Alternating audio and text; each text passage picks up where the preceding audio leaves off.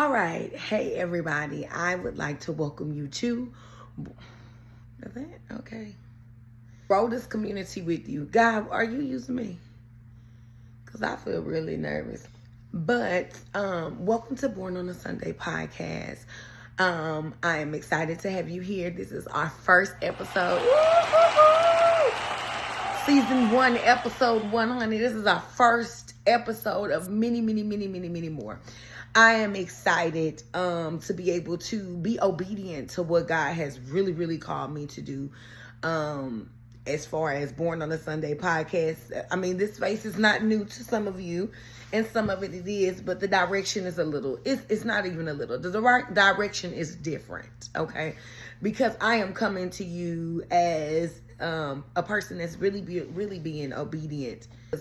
I'm even at the stage where I'm still growing now. And when I first started Born on a Sunday podcast, I really didn't want to do it. I didn't want to do Born on a Sunday podcast, and God really placed it on my heart to really do it. And I was like, you're definitely going to have to find somebody else to do it, right? Because I'm not, like, what do I have? Like, I don't, baby, honey, listen, I still have to, listen, I want to go out. I want to do the things, okay? I want to do what I need to do. But God's like, I have a stronger calling on your life. And the more that I was starting to get pulled to Born on a Sunday podcast, the more God started to reveal to me that there were some things that needed to be changed, right? So I would start to pray for change. And at the time, my prayers were very immature.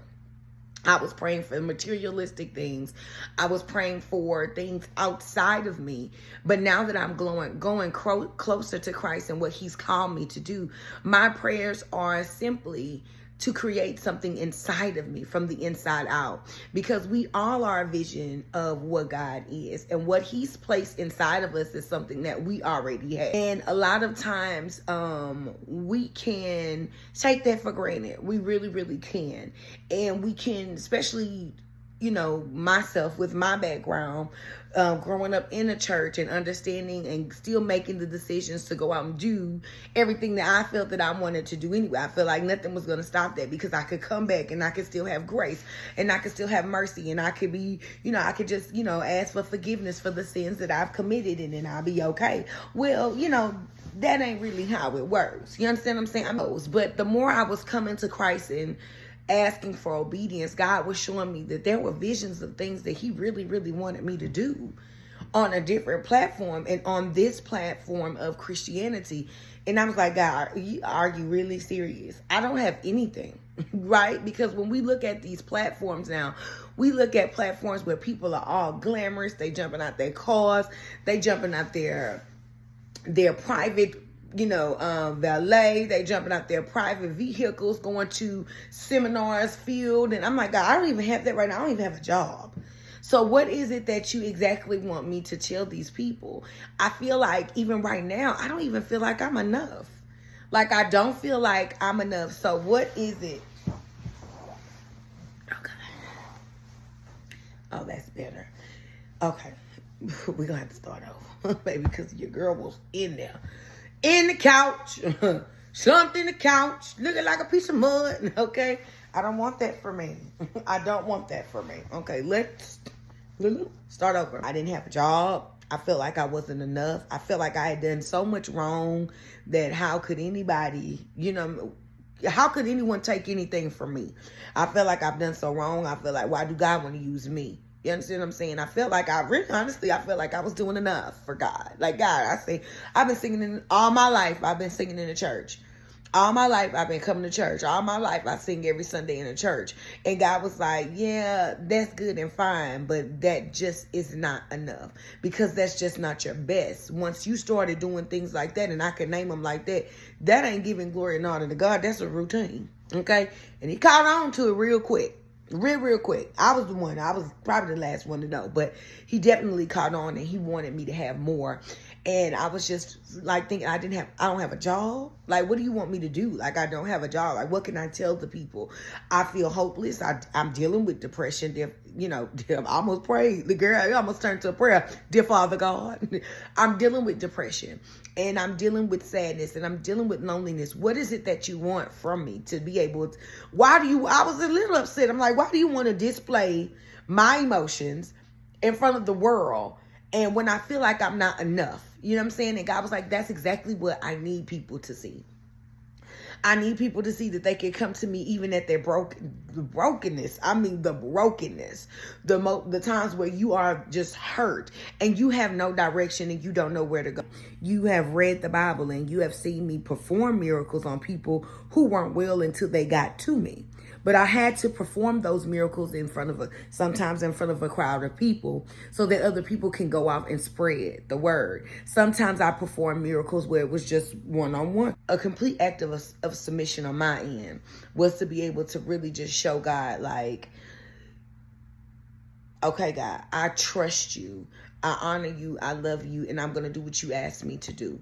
Along with all of that is just the bare understanding of obedience within itself. When I look at the situation that I was in, I couldn't see the capacity that God really, really wanted to use me in. So I started to pray. And at first my prayer was like, God, help me and guide me. But then they started to get deeper.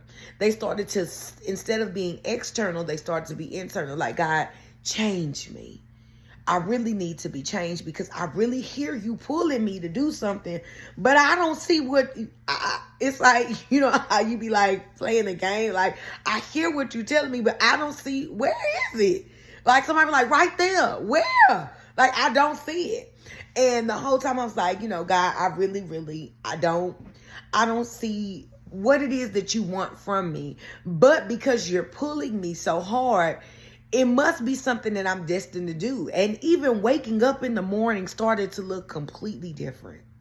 Waking up in the morning, I was grateful to wake up in the morning, which I always am, because that's just what I was taught, the gratitude to wake up on this side of Jordan, okay? Let me bring you into the Alto section real quick. Lean on in. To wake up on this side of Jordan, okay? But I was grateful to be able to wake up every morning because I knew that that was a new opportunity that God had for me to get it right. You know what I'm saying? I'm being woke up every morning because God still has something for me that I have not unlocked. I haven't tapped into yet. And I am excited about what it is that he has for me, because every morning I wake up. Every morning ain't a good morning, but I'm telling you, my mornings are better when I begin them with Jesus. Come on into the Alto section for a little bit. When my nights end and my mornings begin with Jesus, the day is a little bit better. So I look forward to it. And once that started to be a revelation to me of me waking up in the morning and me understanding, there were some days where I couldn't even get out of bed, but I'm up. Right? There are many times in the Bible where people just want to die. God, just kill me. There are times when I lay in my bed, be like, Lord, listen, I am tired. Okay. Like, you know, waking up in the morning is another job. You have to submit. You have to submit what your will, what you thought was going to happen. You have to submit pain. You have to submit revenge. I don't know what kind of girl you is, a girl like me. You got to submit that revenge, honey, because it might not, once you take this path, all wars, the battle definitely is not yours anymore. Okay. Really, honestly, the best part about, the most refreshing part about it is you don't have those types of battles anymore. Okay. They don't belong to you. You don't communicate anymore. You don't hang with the same people. You don't have those same experiences anymore. So that's a relief for you. But you have to completely submit who you thought that you were, or who you wanted to be, or your plans for your own life. None of that really matters anymore. It's time for you to submit. So I had to submit. I had to surrender a lot of things that I thought that I already knew about myself that I really didn't know. And not only not even knowing things about myself, there was also a time where I would people have said so many hurtful things to me. I started to carry those things and become those things. That started to be my identity. So on the outside, you see me walking as confident Chelsey, but on the inside, I'm hunched over as bruised, beaten, and battered Chelsey, honey. It didn't look the same. So I know sometimes, like when people who talk to me on a normal basis, they would hear something a little different in my voice. That was defeat. I'm going to let you know what it was. I'm going to tell you, it was defeat, definitely. I felt defeated. I felt like, I out of all my years of being this charismatic person, how could sadness ever reach me? How could loneliness ever reach me? How could depression ever reach me? I was defeated.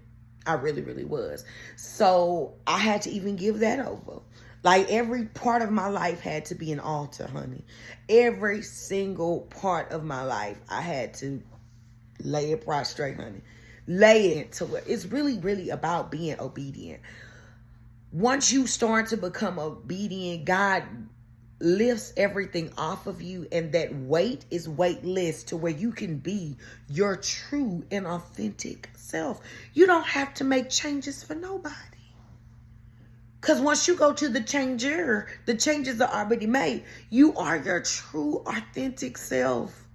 It is so refreshing. I could close my eyes and just see myself getting there one day to be truly, authentically who God has called me to be 100%. That's good news, man. That's beyond good news. That's it. Ain't nobody on earth can promise you what God can promise you and give it to you, right? Nobody on earth can do that. I am super excited for you to be able to join us and join me on this journey. I pray that we're going to get through these valleys and these mountains, baby, and we going to do it. Let's do it together. We're going to do it together. We're going to laugh through it. We're going to cry through it, but most importantly, we're going to pray through it, okay? And what else do I really want to say? This was a challenge for me, okay? It was a challenge for me because I've done reels before, but for me to go in and edit my videos, that's harder than what you think it is. So sometimes God will call you to things. You don't know what you're doing, and he will direct your path every step of the way. So with all that being said, I would like to welcome you to Born on a Sunday podcast. This is season 1, episode 1. Bye.